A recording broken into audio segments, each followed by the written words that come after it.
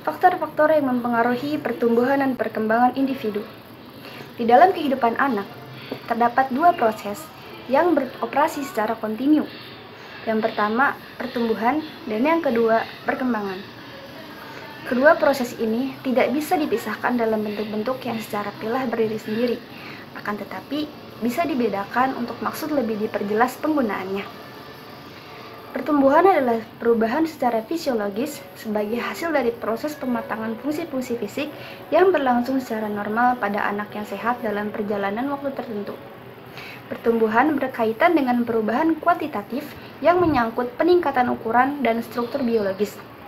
Hasil pertumbuhan berwujud bertambahnya ukuran-ukuran kuantitatif badan anak, seperti besar, panjang, berat, dan kekuatannya. Makin sempurnanya sistem jaringan saraf dan perubahan-perubahan struktur jasmani lainnya.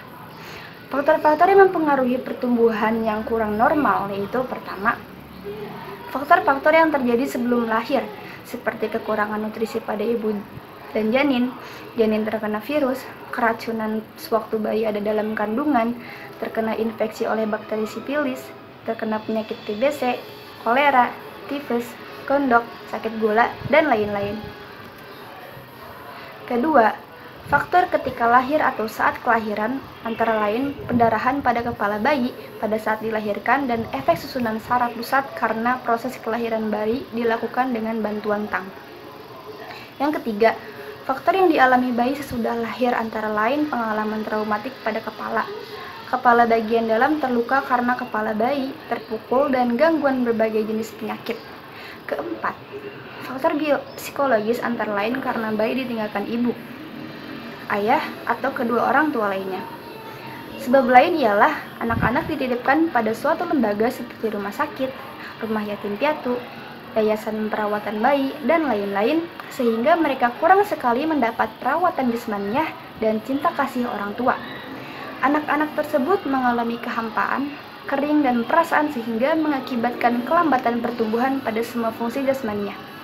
Pertumbuhan fisik memang mempengaruhi perkembangan psikologis. Demikian juga sebaliknya, faktor psikologis dapat mempengaruhi pertumbuhan fisik. Yang selanjutnya adalah perubahan-perubahan dalam pertumbuhan dan perkembangan. Perubahan meliputi beberapa aspek, baik fisik maupun psikis. Perubahan tersebut terdiri dari 4 kategori utama, yaitu perubahan dalam ukuran, perubahan dalam perbandingan, perubahan untuk mengganti hal-hal yang lama, dan perubahan untuk memperoleh hal-hal yang baru. Yang pertama adalah perubahan dalam bentuk ukuran. Contohnya yang pertama yaitu berat. Misalnya, bayi ketika lahir sekitar 3 kg. Namun setelah 6 bulan, beratnya mencapai sekitar 8 hingga 9 kg. Contoh yang kedua adalah panjang. Misalnya, bayi ketika lahir sekitar 50 cm, namun setelah 1 tahun kemudian berubah menjadi sekitar 60 cm. Yang kedua adalah perubahan dalam perbandingan. Contoh yang pertama yaitu dari segi fisik, misalnya terjadi perbandingan antara besarnya kepala dan anggota badan. Contoh yang kedua adalah perbandingan antara yang tidak real atau yang khayal dengan hal-hal yang rasional. Misalnya, anak-anak masih banyak menghayal dan sedikit mendapat realita pada mereka. Tetapi semakin lama dan semakin berubah ke arah sebaliknya, yakni banyaknya realita dan sedikit menghayal. Contoh yang terakhir adalah dalam perkembangan sosial terjadi perubahan dalam perbandingan. Misalnya, dari anak yang bermain sendiri, kemudian bermain dengan saudara-saudaranya, selanjutnya bermain dengan anak-anak tetangga, dan yang terakhir bermain dengan anak-anak yang ada di lingkungan yang lebih luas. 3. Perubahan untuk mengganti hal-hal yang lama. Pertama, pada bayi terdapat kelenjar buntu yang disebut kelenjar timus pada daerah dada dan sedikit demi sedikit mengalami atrofi atau penyusutan dan menghilang setelah dewasa. Yang kedua, bahasa bayi yang kurang jelas, lama-kelamaan semakin hilang dan diganti dengan perkataan yang lebih jelas. Keempat, perubahan untuk memperoleh hal-hal yang baru. A. Ketika bayi lahir, belum punya gigi. Namun, dalam perkembangan terjadi perubahan yaitu bertumbuhnya gigi anak secara bertahap. B. Menjelang usia remaja, tumbuh bulu-bulu ketiak, bulu-bulu di sekitar alat kelamin, tumbuh kumis pada laki-laki yang sebelumnya tidak ada. C. Dari segi mental, akan bertambah perbendaharaan kata-kata dan kekayaan bahasanya. D. Berbagai pengetahuan dapat diperoleh terutama dari lingkungan pendidikan formal. Dan yang terakhir, nilai dan norma moral akan terasa semakin mengikat. C. Aspek-aspek pertumbuhan dan perkembangan. Secara fisik, A. Pertumbuhan sebelum lahir. Manusia itu ada dimulai dari suatu proses pertumbuhan, yaitu pertemuan sel telur dan sel sperma yang membentuk suatu sel kehidupan yang disebut embrio. Embrio manusia yang telah berumur 2 bulan berukuran sekitar 2,5 cm. Dan janin atau fetus. Setelah 3 bulan, janin atau fetus tersebut telah bayi dalam ukuran kecil. Masa sebelum lahir merupakan pertumbuhan dan perkembangan manusia yang sangat kompleks karena merupakan awal yang membentuk sistem yang lengkap.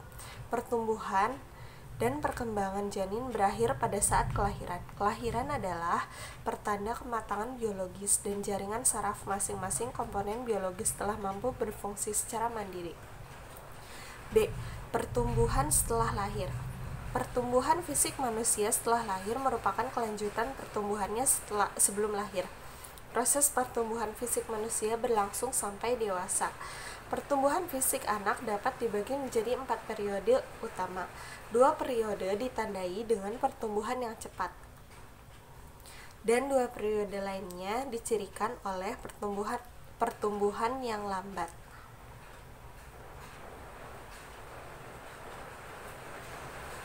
Selama periode pralahir mengalami perkembangan kemampuan berpikirnya, manakala pertumbuhan saraf pusat atau otaknya mencapai kematangan.